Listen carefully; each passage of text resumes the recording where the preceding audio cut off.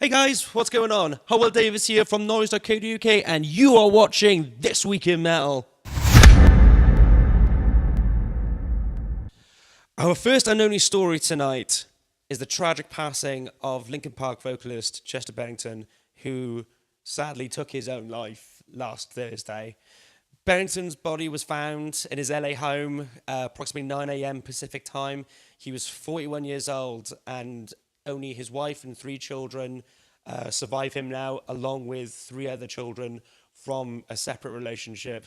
And this has only occurred a matter of weeks after Soundgarden vocalist Chris Cornell passed in a similar way. It has only now come to our attention that he was...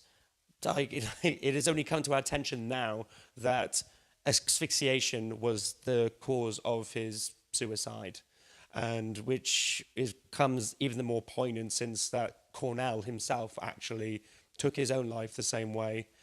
The two were very close friends.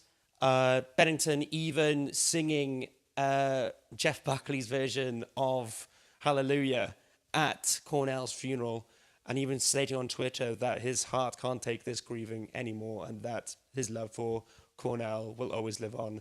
And hopefully the two are somewhere safe now, somewhere cool, just jamming it out, doing some good songs. And we want to dedicate this episode to the life of Chester Bennington and to all the work that he's done with Linkin Park.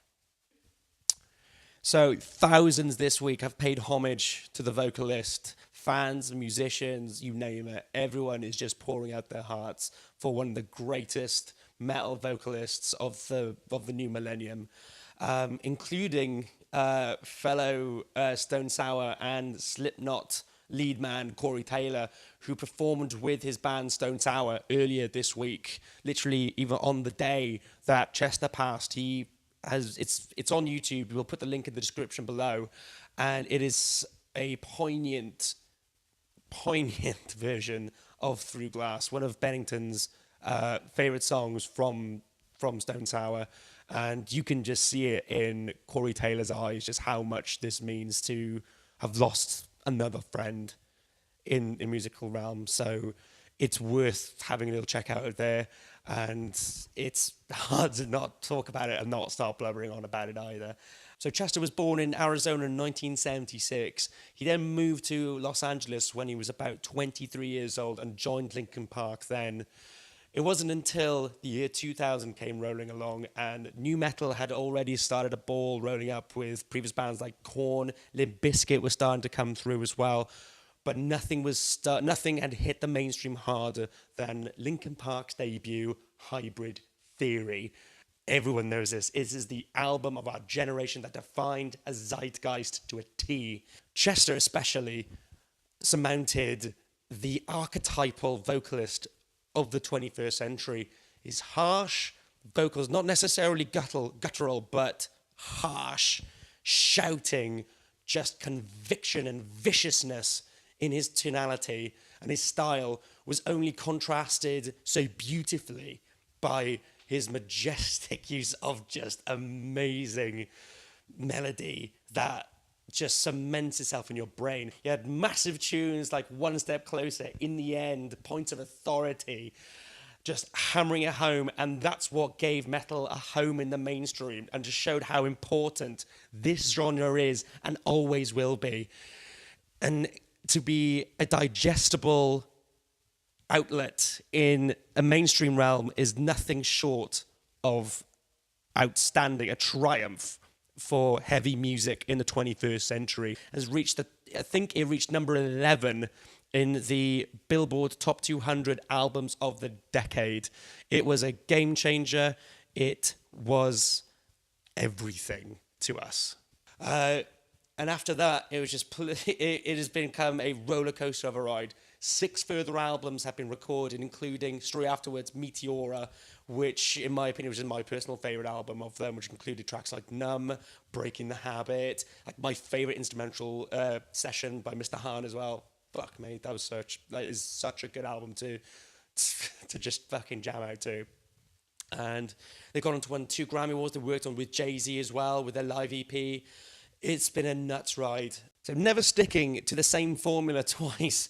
Chester did a lot of work outside the band, outside of Linkin Park as well, including his project Dead by Sunrise, which he formed in 2005. For all those guys who went to Sonosphere in 2009, everyone remember the little mini set they did when they headlined that festival for about maybe 20 minutes, half an hour or so, which was a pretty interesting take.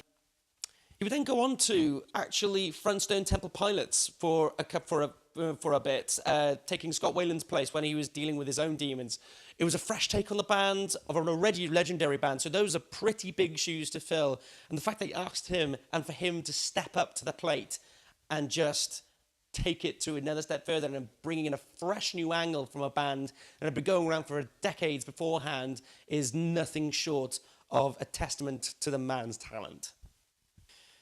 So on a personal level, he was always regarded as a down-to-earth man and a kind man, and all his friends and family had nothing but loving words to say about him. From a fan to Chester, there is no other words that we can actually use to express just how hard this hit.